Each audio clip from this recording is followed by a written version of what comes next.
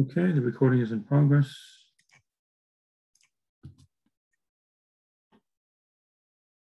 Okay, so we're continuing on with 11.1. So I'll do some more problems from 11.1, maybe sneak in a little bit of 11.2, but only a little bit. Okay, so we're going about 2 days per section all the way through for the rest of the chapter. We've got some holidays coming up, as you know, Veterans Day, Thanksgiving. Okay. Aiming for the last test, either Thursday, the 9th of December or Friday the 10th. I'm not sure yet. So be ready for either way. How about for now, be ready for Thursday the 9th. And if I move it back, then that's only an advantage. Okay, then we have a final exam on Friday, the 17th of December. Okay. All right, so moving along this list of problems from 11.1 on sequences. Okay, so last time we were finding limits of sequences, and we'll do many more of those today.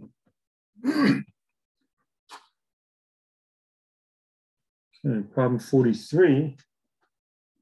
A sub n is cosine squared n over 2 to the n. Okay, so directions, determine whether the sequence converges or diverges. If it converges, find the limit.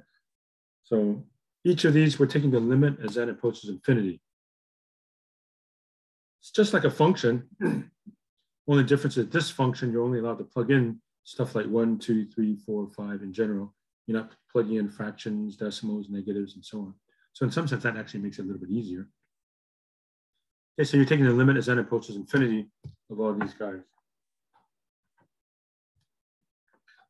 All right, so here we're going to employ something called the Squeeze Theorem. You may have heard of that just a little bit in Calc 1. Okay, so we know 0 is less than or equal to cosine squared n less than or equal to 1.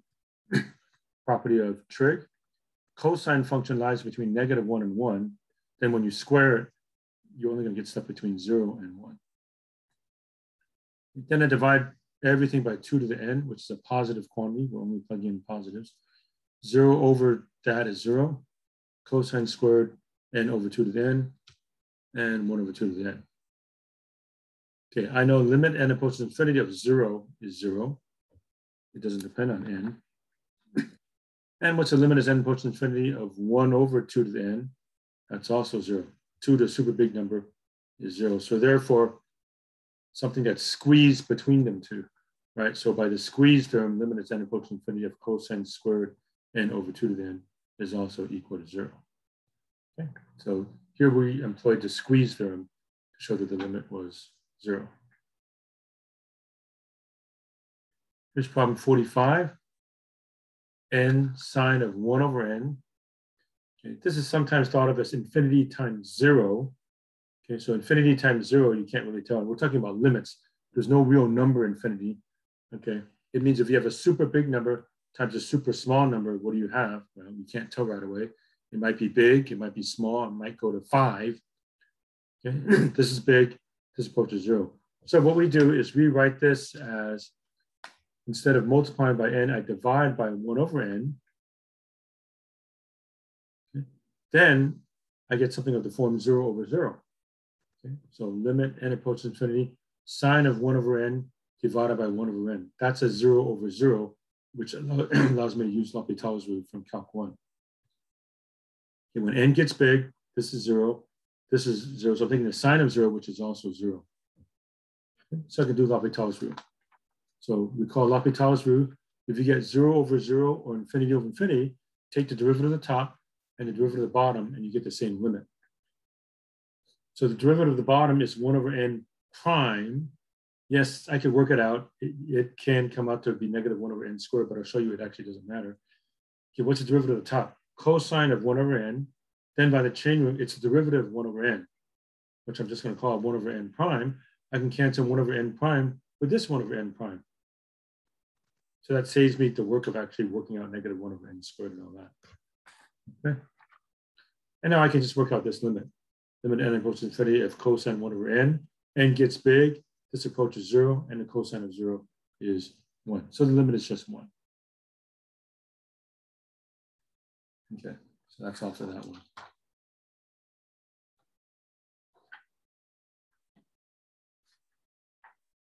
Okay, going over some more here. This one's a little bit harder. 47. A sub n is 1 plus 2 over n to the n. Okay, there's an exponent up here. So we're trying to find the limit as n approaches infinity of 1 plus 2 over n to the n. Okay, so a technique for that, let y be the expression. Let y be 1 plus 2 over n to the nth power, which means I want the limit as n approaches infinity of y. Okay. We're actually going to need that, so that's why I write this down. You might think it's obvious, but once I start putting some ln's in there, it's less obvious. So the goal is to find a limit as n approaches infinity of y. Now I take the natural log of both sides, so I can get that n down.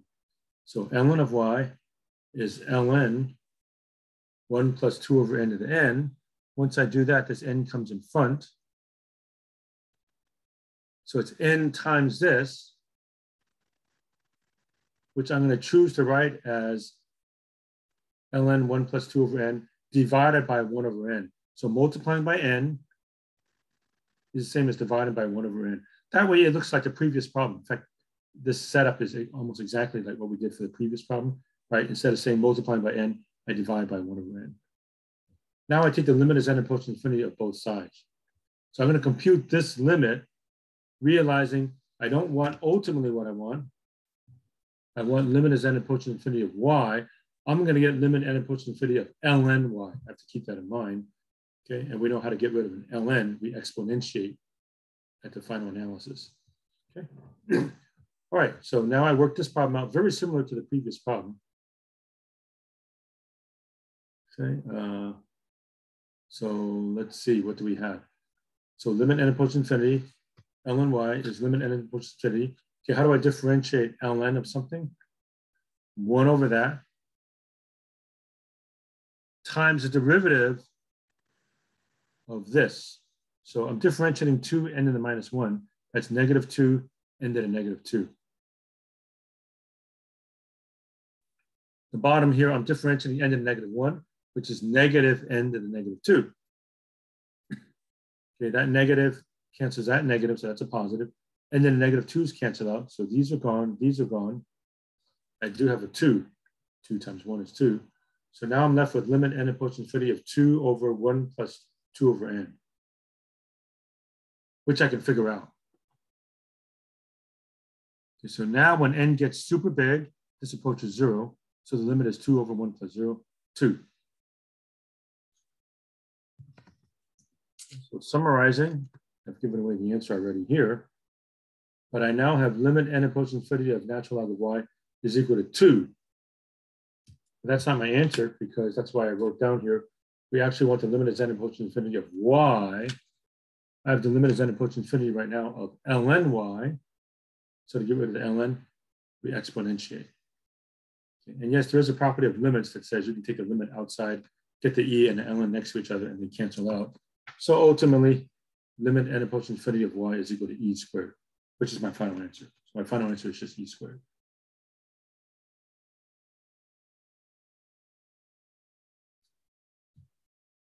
Okay.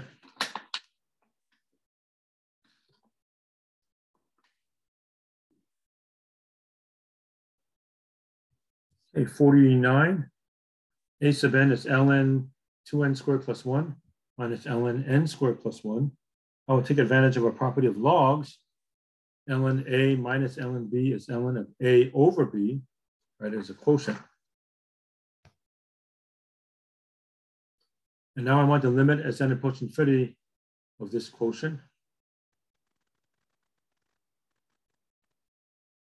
Okay, and the trick is, you can do L'Hopital's rule, but I'll show you this other trick as a reminder. These are both second degree, squared, squared. So I divide top and bottom by n squared in red. I'm not sure you can see that's in red.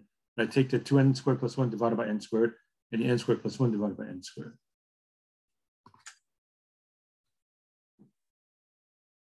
Okay, so it's a limit as n approaches infinity of ln. That becomes 2 plus 1 over n squared. This is 1 plus 1 over n squared. Remember that trick?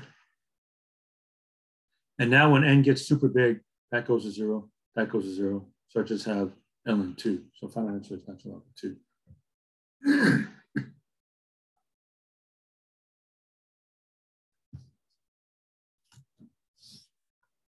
All right, last problem of this type, 57. No, sorry, 51. 51.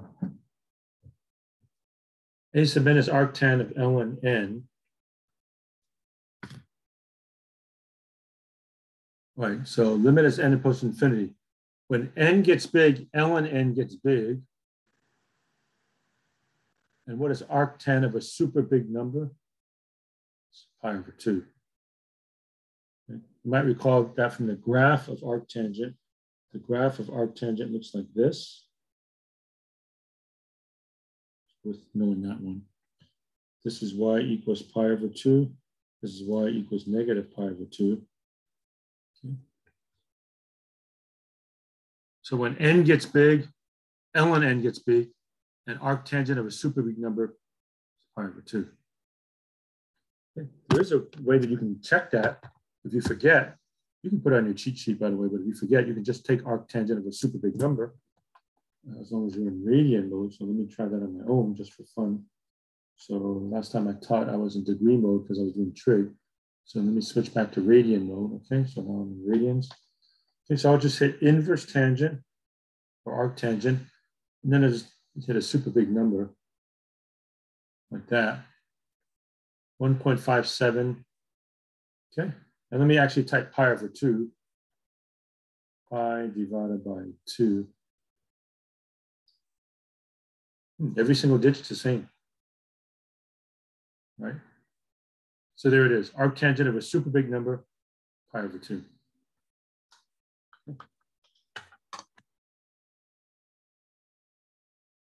Okay, that's that. And now all we have left are these problems at the end. 72 to 78 all, and then I'm finished with section 1. So let's see what these are about.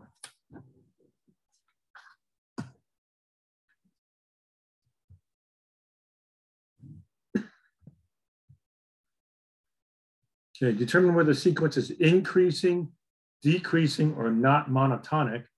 Is the sequence bounded? Okay, so some language here. Okay, you should know what increasing means. Always going up. Decreasing, always going down. Then there's this new word, monotonic. Now, here's one of those things where I think in language and English, even if you don't know what monotonic means, you can get it from the context, okay? Just from the wording. Increasing, decreasing, and this is the last choice. Oops. So that's the last choice, just by rules of logic and speech. Increasing, decreasing, and everything else, which means not increasing, not decreasing. Okay. So monotonic, get this into focus here. I'll start writing. So monotonic, neither increasing nor decreasing. Monotonic, as in monotone, you're always doing the same thing. So a sequence can always be increasing, always going up. That's monotonic. It can always be going down. That's also monotonic.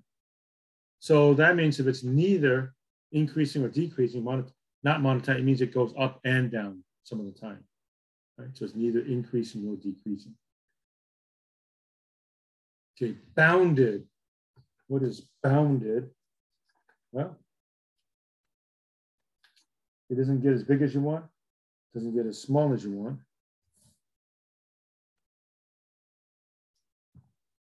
First, let's go over this. Bottom of page 700. Okay. Increasing, decreasing. They give you a very formal definition. It's intuitive. It's always going up. It's always going down. A sequence is monotonic at the very bottom there. I can't point it out to you because I'm using 2 hands to hold the book and I don't have a third hand. But a sequence is monotonic if it's either increasing or decreasing. It's always doing the same thing, always going up, always going down. So it's not monotonic. Sometimes it goes up, sometimes it goes down. Okay. Bottom of 701, bounded. Okay. So you can have bounded above. There is a number m such that a sub n is less than or equal to m for all n greater than or equal to 1. Okay. There's a real number which is bigger than all the terms of the sequence. Bounded below, there's a number that's less than or equal to all the numbers in the sequence. And if both of those are true, you have something that's called bounded, simply bounded. And I'll show you some examples. Okay. So one easy example of a bounded sequence would be the sine function. Okay. Sine is stuck between -1 and 1. So it doesn't go up toward infinity and doesn't go down to negative infinity. It doesn't get as big as you want or as small as you want. Okay, so that's a bounded sequence. On the other hand, if I just say f of a sub n is equal to n, the sequence 1, 2, 3, 4, 5, 6, 7, 8, 9, 10, that's not bounded above. It gets as big as you want. It is bounded below, though. Okay, bounded below in that particular case. All right, so let's see what's happening with those.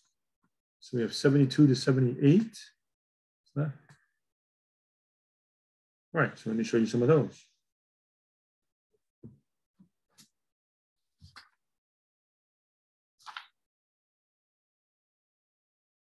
Okay, this is 74 star. It's not quite our 74, but it's similar.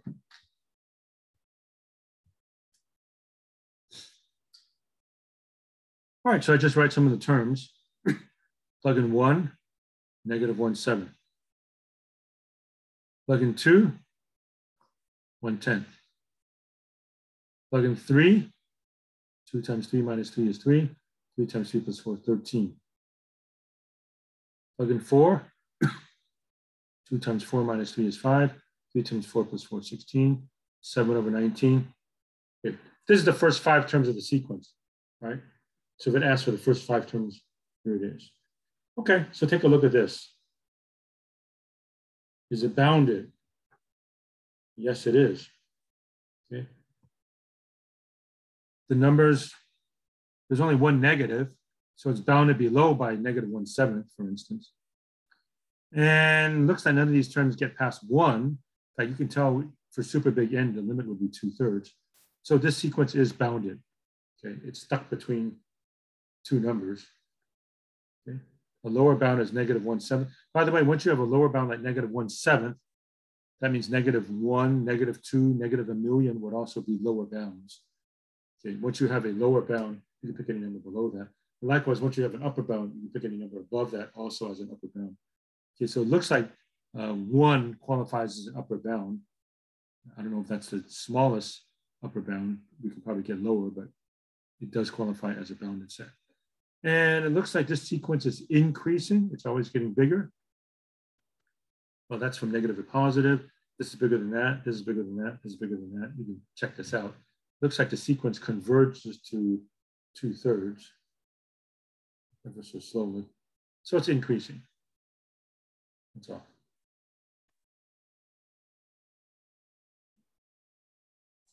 '76 star.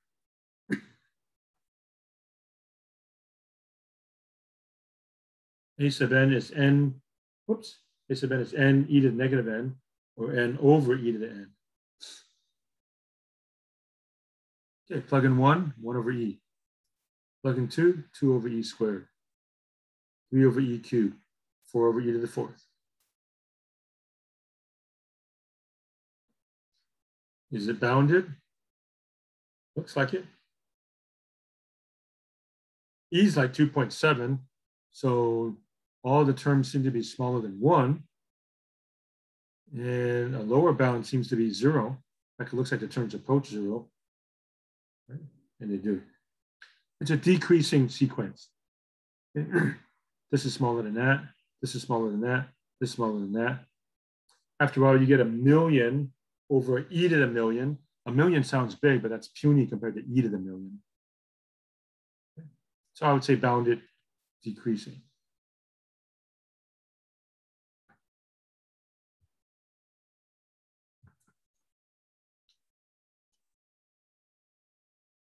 Okay, 78 star. Looks like they changed all the problems over here. It's okay. A sub n is n plus 1 over n. Plug in 1 plus 1. 2, 2 and a half. 3, 3 and a third. 4, 4 and 1/4, and so on.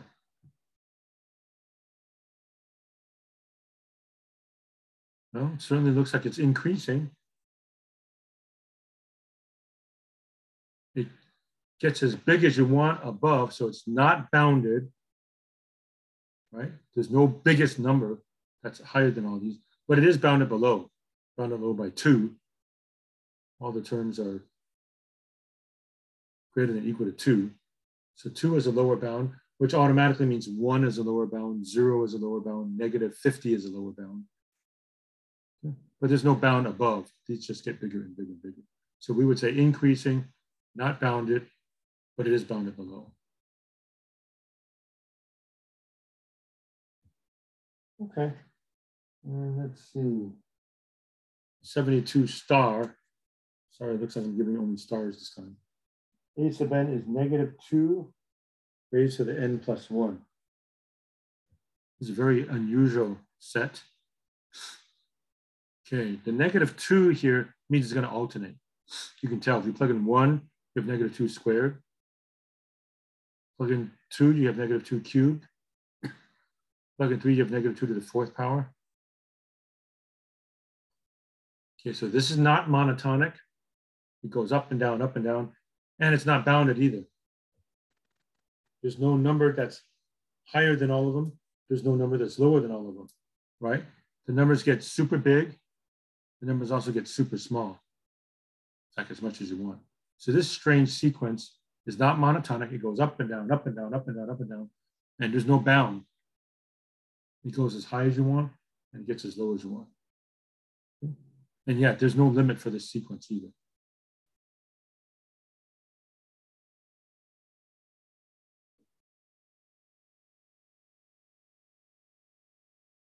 Right, so that's that. Give you some other examples and words that we have here. So take the sequence 1, 2, 4, 8, 16, 32. That's considered bounded below, but not above. Okay? There's no real number bigger than all of them, but there is a real number that's smaller than all of them, like 0, or less than or equal to, I should say. 1 is a lower bound. Okay? If I put negatives in all of them, negative 1, negative 2, negative 4, negative. Okay, this one's bounded above, but not below. Okay. There's no number that's a lower bound. There are some numbers in this sequence that go below whatever number I would pick. But an obvious upper bound is 0. Looks like all the terms are negative, so 0 will qualify as an upper bound. And this thing is not bounded either above or below. Okay.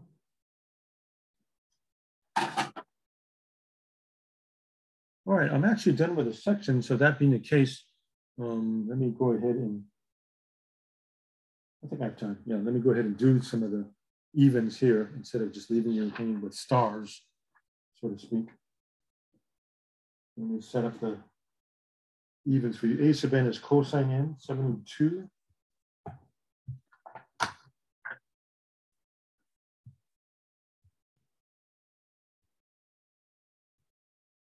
A sub n is cosine n.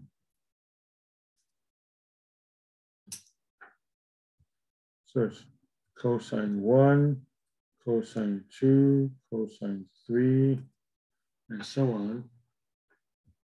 Well, we know the way the cosine works. Now, if I were to draw the whole cosine function, it would look like this, right? But we're picking discrete points. We're only taking cosine of positive integers. So cosine 1, I don't know, maybe it's like that. And cosine 2 is like that. And cosine 3 is like that. And so on. It's still going to bounce up and down. Okay, so this is not monotonic.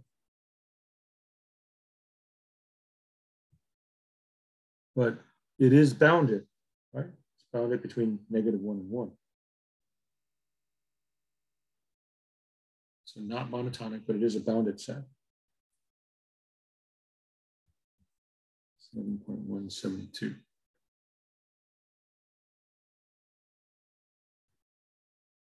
Okay. 74. 1 minus n over 2 plus n.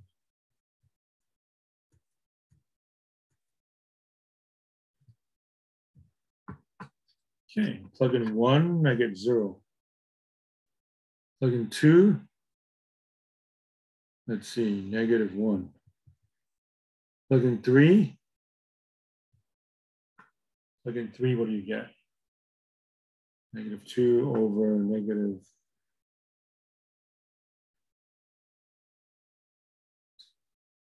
See, plug in 3. What am I doing? Start again. Plug in 1, you get 0. Plug in 2, you have -1/4. Right. Plug in 3, you have -2/5. Okay, I think about that. Plug in 4, -3/6, and so on. Okay.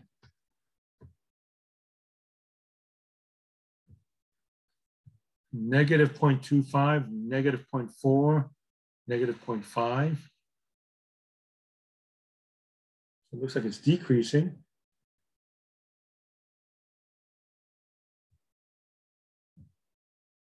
And it does look like a bounded set. Upper bound is 0. What's the limit of this sequence? You can just cover up the 1 and the 2. It's -n over n, it's -1. So it's bounded between 0 and -1, it looks like. So decreasing and bounded. Hmm. 76. 2 plus -1 to the n over n.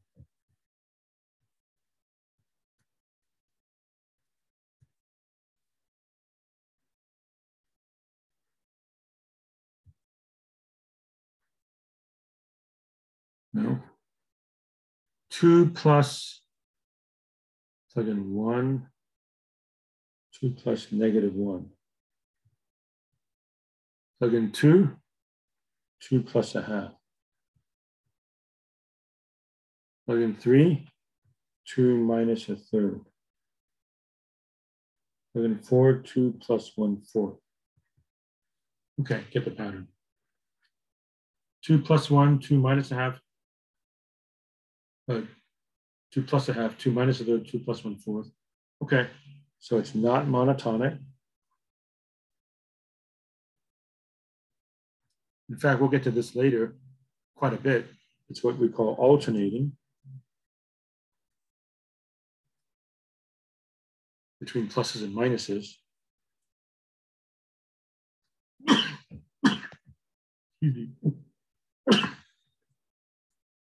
And is it bounded? Well, yeah, it looks like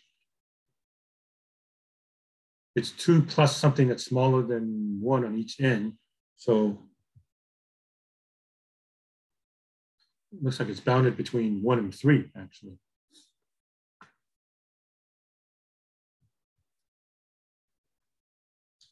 Because I'm subtracting no more than 1 and I'm adding no more than 1.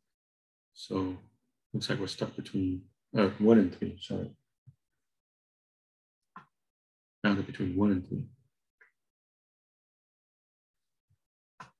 Okay, so we have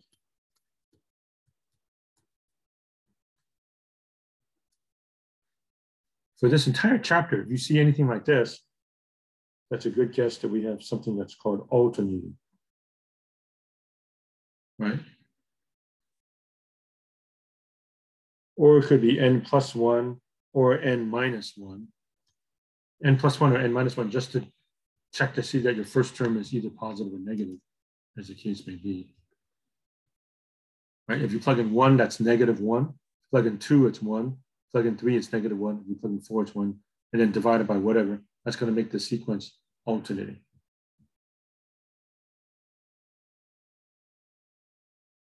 Okay, and then 78, then I'll stop. N squared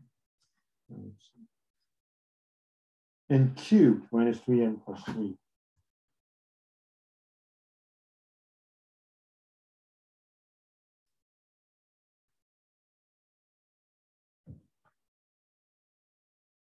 Oh boy, it's more work. So plug in 1. 1 minus 3 plus 3 is 1. Plug in 2. Well, maybe I'll just write it out. 8 minus 6 plus 3. Plug in 3. 27 minus 9 plus 3. Plug in 4. 64 minus 12 plus 3. Plug in 5, and maybe I'll stop there. 125 minus 15 plus 3. Okay, so what does that come to? 1. 8 minus 6 is 2 plus 3 is 5. 18 plus 3 is 21. This is what, 42, 45. 110 plus 3 is 113.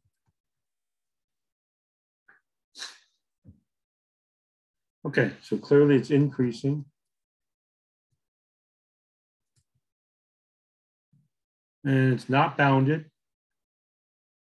at least not above, but it looks like it's bounded below. There are no negatives. No negatives means bounded below. But there's no bound above. It's just it's as big as you wish, it appears. Okay. All right, I'm done with this section. So I could stop, but I think I'll just sneak in a little bit of 11.2 just to show you where we're headed, and then I'll stop. Okay, the rest of the chapter is on series.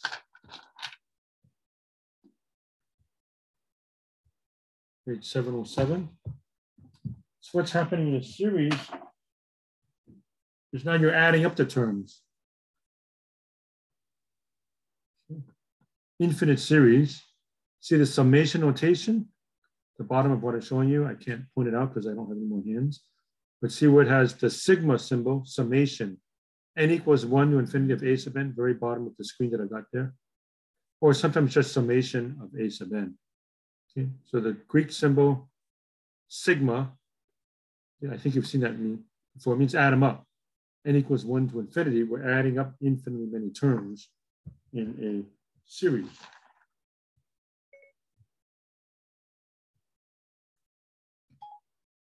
So something like this. Add all the terms up. Add all the terms up. This one looks like you definitely get as big as you want. Infinite sum. We do not converge to any number. How about this one? Well, they made a table. So this is 1/2.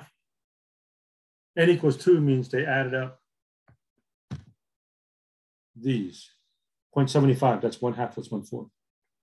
N equals 3. 1/2 plus 1/4 plus 1/8 is that. N equals 4 means they added this up. N equals 5 means they added all that up.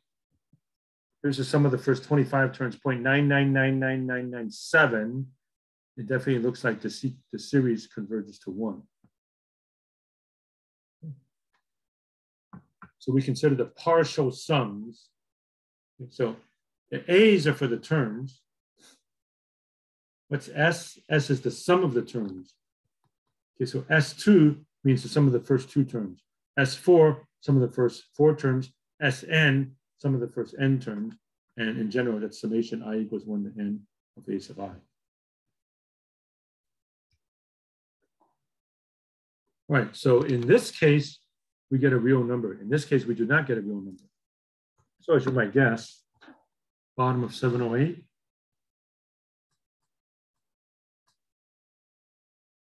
Okay, you can have a series which is convergent. We approach a particular number, we call it S. If we do not approach any number, we call the series divergent. And I'll hasten to add again, divergent does not necessarily mean go to infinity or negative infinity, although that does happen a lot. Okay. Think of divergent simply as does not converge. That could mean goes to infinity. It could mean go to negative infinity or just doesn't approach any real number. Okay. So if a series is just think of it as a new sequence, a sequence of partial sums. If the sequence of partial sums converges, then we say the series is convergent or converges to a real number called S. If we do not get a real number, we say the series is divergent. Okay. On page 709, there's a special series called a geometric series. You may have heard of that before. In a geometric series, after the first term, you keep multiplying by the same thing all the way throughout. They call that common ratio R. So A plus AR plus AR squared plus AR cubed and so on. The text goes over a derivation of it. You can look at it or not. I'll let you see it on your own if you wish. I'll just give you the bottom line. Bottom line for a geometric series, page 710.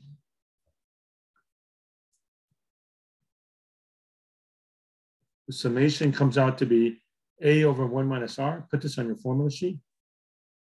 If R is between -1 and 1, it's probably easier for you to remember it like this.